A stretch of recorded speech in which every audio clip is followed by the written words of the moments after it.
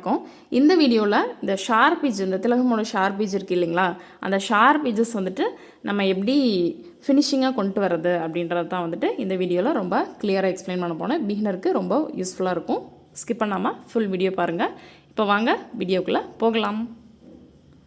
இந்த திலகம் ஷேப் வந்துட்டு கம்ப்ளீட் பண்ணுறதுக்கு sewing thread, iron bead needle, நான் சுகர் பீட் எடுத்திருக்கேன். சரிங்களா, இப்போது ஷூயிங் த்ரெட்டை கீழே கொண்டு போயிட்டு இந்த ஏதாவது ஒரு சைட், அதாவது இந்த கார்னர்லேருந்து நான் எடுத்துகிட்டு இப்படி ஃபில் பண்ணிவிட்டு இந்த பக்கமாக போய் ஃபில் பண்ணி இப்படி வரப்போகிறேன்.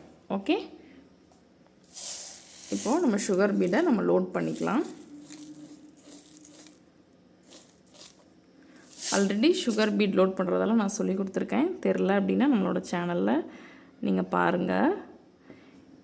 ரெண்டு பீடாக போட்டே வரல.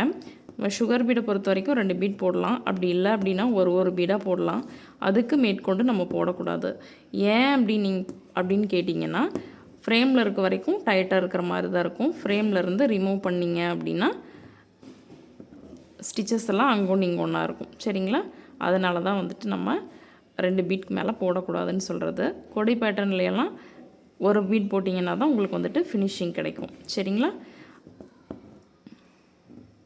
நம்மளோட சேனலில் free aari class basic to advance level வரைக்கும் ஃப்ரீயாக தான் நான் சொல்லி கொடுத்துருக்கேன். ₹1 கூட நீங்கள் செலவு பண்ணாமல் நீங்கள் வீட்டில் இருந்து உங்கள் ஃப்ரீ டைமில் கற்றுக்கணும் அப்படின்னா நம்மளோட சேனல் இப்போவே நீங்கள் சப்ஸ்கிரைப் பண்ணி வச்சுக்கோங்க. கிளாஸ் எல்லாமே சொல்லி கொடுத்தாச்சு. ஸோ குட்டி டிப்ஸ் நான் எனக்கு தெரிஞ்சதை நான் உங்கள் கூட ஷேர் பண்ணிக்கிட்டு இருக்கேன். இப்போது இந்த லைன் ஃபுல்லாமே நம்ம வந்துட்டு ஸ்டிச் பண்ணிகிட்டே வரணும். 2 பீடாக மட்டும்தான் ஸ்டிச் பண்ணணும். சரிங்களா, ஃபுல்லாக ஸ்டிச் பண்ணிவிட்டு நான் உங்கள்கிட்ட காமிக்கட்டுங்களா, அதை ஷார்ப் எட்ஜ் எப்படி ஃபில் பண்ணுறது அப்படின்றத. ஃபுல்லாக ஸ்டிச் பண்ணிவிட்டு நான் இந்த இடத்துல வந்தோடனே நான் உங்கள்கிட்ட காமிக்கிறேன்.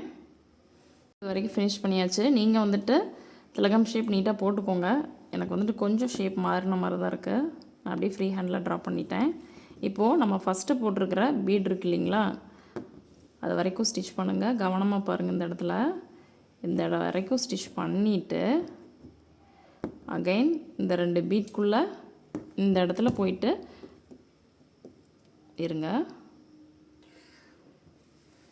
ஒரு பீடு இந்த கேப்புக்கு ஸ்டிச் பண்ணிவிட்டு இந்த 2 பீடு ஃபஸ்ட்டு போட்டிருக்குறோம் இல்லைங்களா, அந்த 2 பீடுக்கு சென்டரில் போயிட்டு நம்ம என் நாட் போட்டு கம்ப்ளீட் பண்ணிடலாம்.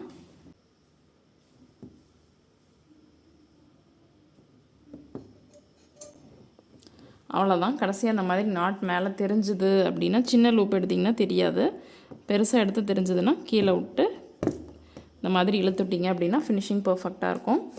அந்த திலகம் ஷேப் மட்டும் நீங்கள் பார்த்து கரெக்டாக ட்ரேஸ் பண்ணிக்கோங்க. இல்லைனா ஃப்ரீ ஹேண்டில் ட்ரா பண்ணிக்கோங்க. நான் ஃப்ரீ ஹேண்டில் தான் ட்ரா பண்ணேன்.